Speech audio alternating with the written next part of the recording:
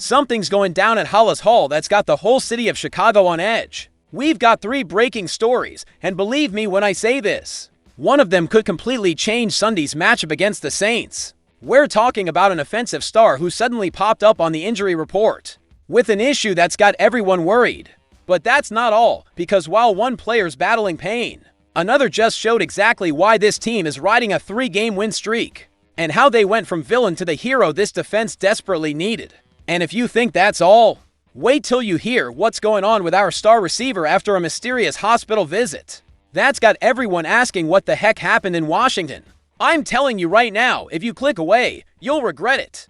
Because these updates could decide whether the Bears move to 4-2, or if everything collapses on Sunday. Stick around to the very end, because every second of this video is key to understanding what's really going on with our team. And if you love the Bears as much as I do, smash that like button and subscribe, because this family's growing fast and you don't want to miss out.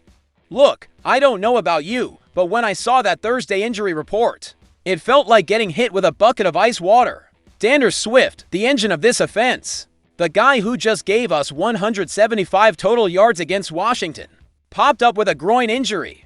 And this wasn't some minor thing. This one made you stop and say, wait, what happened here? On Wednesday, Swift was fine, full participation in what was basically a walk-through. Then Thursday, bam, limited participation with a groin issue. So how do we go from 0 to 100 in less than 24 hours? I think there are 2 scenarios. Either he felt something during Thursday's practice that wasn't there before, or it's been nagging him and the team finally decided to make it official. And neither one makes me feel great. Here's why this is massive for the Bears. Swift isn't just a running back. He's literally Caleb Williams' safety valve. When the play breaks down, when the pressure gets heavy, Swift's the guy who turns a simple check down into a 15-yard gain.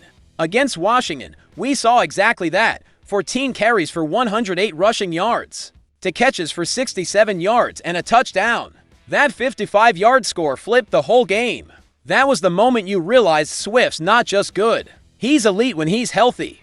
But here's what's got me really nervous. Groin injuries for running backs are tricky. They're not like shoulder bruises or a jammed finger. The groin gives you those sharp cuts, those bursts that turn a 3-yard gain into 15. Swift's entire game is built on explosiveness, going from 0 to 100 in a heartbeat. If that groin's not 100%, we're not getting the same Swift now. Ben Johnson and his staff aren't dumb. If Swift was limited Thursday, it's because they're being cautious. They want to make sure that if he plays Sunday, he'll be the real Swift, not some 70% version making it worse. But that raises the question, what if Swift can't go?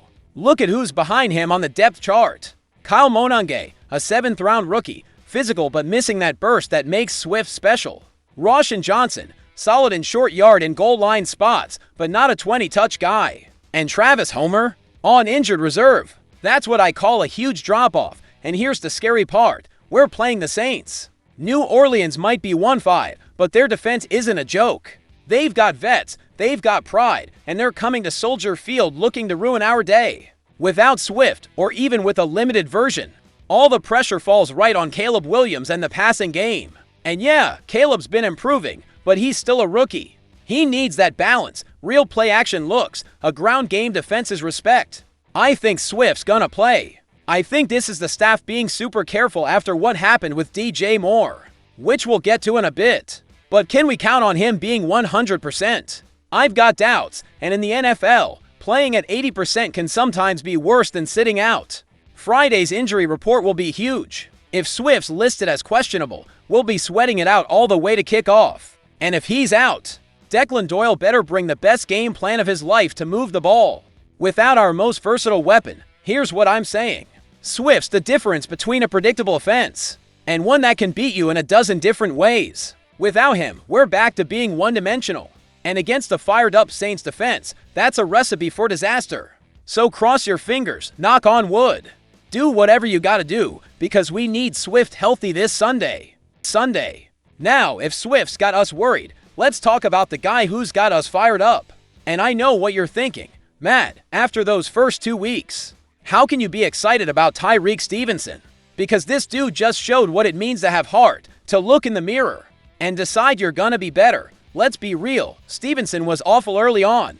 In that second game against Detroit, he posted a passer rating against of 158.3. That's literally as bad as it gets. Every time they targeted him, it was a party for the opposing quarterback. I remember sitting there thinking, this guy's gonna cost us the season. But this is where pros separate themselves. It's about the response. And Stevenson responded in a way I didn't see coming. He said it himself after that Detroit game. He looked in the mirror and told himself that wasn't who he was. That wasn't who he wanted to be. And from that moment, everything changed. Check the numbers. Stevenson's now ranked 16th out of 171 cornerbacks in the entire NFL. According to Pro Football Focus, let me say that again, 16th. And against the run, number 1 in the league. That's that South Side mentality. Physical, gritty, fearless. His passer rating against now sits at 78 per PFF. 61 point per Pro Football Reference. That's elite cornerback territory. And the wildest part, with Jalen Johnson out, Stevenson's become the guy teams avoid. He's only been targeted 21 times in 5 games. Last year it was 8-5. In 2023 it was 116. Quarterbacks are literally saying, nah, I'll throw somewhere else. And here's the best part. Stevenson wants the smoke. He said he wants the ball thrown his way because that's how you get interceptions. That's how you get paid. That's exactly the mentality Chicago loves, the monsters of the midway mindset. How many players can go from being the worst corner in the league in week 2 to top 20 by week 6? Not many. Most fold. Most lose confidence. Most end up benched. But Stevenson did the opposite. He got stronger, sharper, tougher. Part of that's DB coach Al Harris. But Stevenson also credits Dennis Allen for bringing grit, that old school, physical mindset that fits right with who he is. Ben Johnson even said, there's always room to grow. But Harris has done a great job showing him what being a pro means. And Stevenson's taken it seriously. His practice habits are improving, and the turnaround is real. Turnaround. That's the key word here. Stevenson didn't just improve a bit. He flipped his entire season around. And it matters because with Jalen Johnson still working his way back, we need Stevenson to be that guy. That lockdown corner who can neutralize the other team's top targets. And get this, Stevenson mentioned that becoming a parent helped him mature. That's huge, because we always knew the talent was there. We saw flashes last year, but maturity, discipline, and consistency turned talent into production against the Saints. We'll need peak Stevenson. Chris Olave and Rashid Shaheed are dangerous, and with Spencer Rattler playing better than expected, they'll test the secondary. But I trust Stevenson now in a way I didn't a month ago, and that says everything about his growth. That's the thing about this team. Stevenson proves the Bears have something special cooking: toughness, resilience, and the ability to learn and bounce back. If he can transform like this in just 4 weeks, imagine where this whole squad could be after 18. The sky's the limit, family. And now we get to the headline that's got everyone in Chicago asking what the heck happened in Washington. DJ Moore, our number 1 receiver, one of the most durable players since arriving in Chicago, ended up spending the night in a Maryland hospital after Monday's game. So how did we go from an emotional win to our top receiver getting hospitalized? Here's what we know. Moore played the entire game against the Commanders, 3 catches for 42 yards, 2 carries for 10. He took a hit in the first half and felt some discomfort in his abdomen, but he powered through and helped seal the win. We all thought he was good. Then boom, post-game, the medical staff decides he needs to stay overnight at the hospital. Ben Johnson called it a personal matter and confirmed it involved a groin injury during the game. But here's what's confusing. If it was just a groin issue, why the hospital stay? Because players deal with groin strains all the time, and they don't end up hospitalized. So yeah, it kind of makes you wonder if something else was going on, maybe a complication, maybe concern about internal bleeding or something abdominal. We don't know. The team's keeping it quiet, which I respect. Moore's privacy matters. But as fans, it's natural to worry. The good news, Moore's back in Chicago and was a limited participant in Thursday's practice. That's huge. Whatever went down, it wasn't serious enough to keep him off the field long. He was out there running routes, catching passes, doing DJ Moore things. His final status will come in Friday's report. Here's my concern though. Moore hasn't missed a single game since 2020. 39 straight games since becoming a Bear. That's elite durability. But the human body has limits. If he's pushing through pain, risking long-term health just to suit up, we need to talk about whether that's worth it. I love DJ Moore. I think he's one of the most underrated receivers in the league. This year, 19 receptions, 215 yards, 1 touchdown in 5 games. He's second on the team in both receptions and yards. He's the guy who opens the field for Rome Oduns, for Keenan Allen, for everybody else. Without Moore, this offense looks completely different.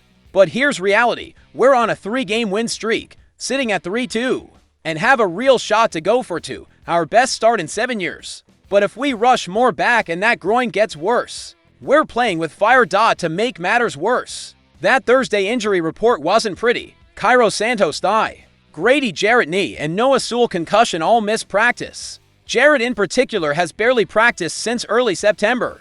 We're starting to pile up injuries at key spots, and that's dangerous. I think Moore plays Sunday. He's too competitive, too valuable not to try. But again, at what cost? If he's only 70%, if those sharp cuts aren't there, we're putting even more pressure on Caleb Williams to be flawless. And here's the thing, if both Moore and Swift are banged up, then suddenly this offense looks very different. We're talking about losing our two most dynamic weapons against the Saints defense that, has struggled this year, but they've still got experienced vets who'll come to Soldier Field, ready to spoil the party. Here's my take. Moore's long-term health matters more than any one game. Sure, we want 4-2. Sure, we want to keep the streak alive, but not if it means risking our top receiver's future. If he needs a week off, give him that. We'll need him in November, December, and hopefully January when we're chasing that playoff spot. We'll know more Friday. That final injury report will tell us if Moore's good to go or if we'll have to adjust without him. I trust Ben Johnson and his staff to make the right call. But as a fan who's lived through years of heartbreak, I just want us to do right by our players. So there you have it, family. 3 stories that could define this Sunday against the Saints. Swift fighting through a surprise groin injury. Stevenson flipping his season from villain to hero. And Moore recovering from a mysterious hospital visit that still leaves us all wondering what really went down. Now here's my question to you. What's more critical for a win Sunday? Having Swift at 100% or Moore at 100%? Personally, I think Swift drives our offense, but Moore opens everything up. Let me know what you think in the comments. And about Stevenson, do you think he can keep playing at this level the rest of the season? Or will he fall back into old habits? Because I'm telling you, if he stays top 20, this defense is going to be dangerous. And finally, should Moore play if he's only 70%? Or should he sit a week and come back fully healthy? That's a tough call, and I want to hear what this community thinks. Look, we're more than just a YouTube channel. We're family. We're the voice of Bears fans tired of mediocrity and ready to see this team get back to greatness. And if you feel the same way, if you want to be part of this growing community, then do me a favor, hit that subscribe button. Turn on notifications so you never miss a drop. Because I guarantee tomorrow we'll have even more breaking Bears updates. You don't want to miss what's coming for Chicago. This team's building something special. And we're gonna cover every step of it. If this video gave you something valuable, if you learned something new, if you understand the team a little better now, drop a like. It helps the algorithm, helps more Bears fans find us, and helps this family keep growing. The Bears are 3-2. We've got a shot to go for 2 for the first time in 7 years. But it's only happening if our key guys are healthy and ready. So cross those fingers, send good vibes, and get ready, because Soldier Field's gonna be rocking come Sunday. Bear down, family. I'll catch you in the next video with more exclusive updates on our Chicago Bears. This is just the beginning.